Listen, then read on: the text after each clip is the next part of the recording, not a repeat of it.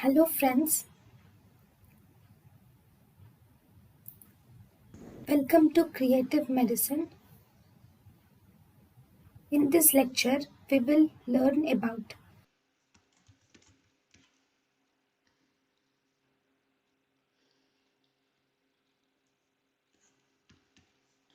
So, right. So this is the pigment deposition which is seen in the iris.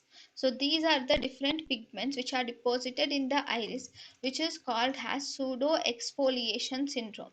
Actually, what is this pseudo exfoliation? It is not actually pigment. It is dandruff like thing.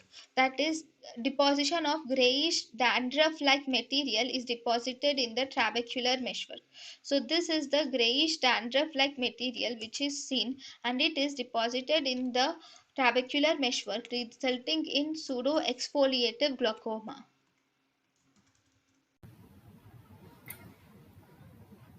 thank you and thank you for watching.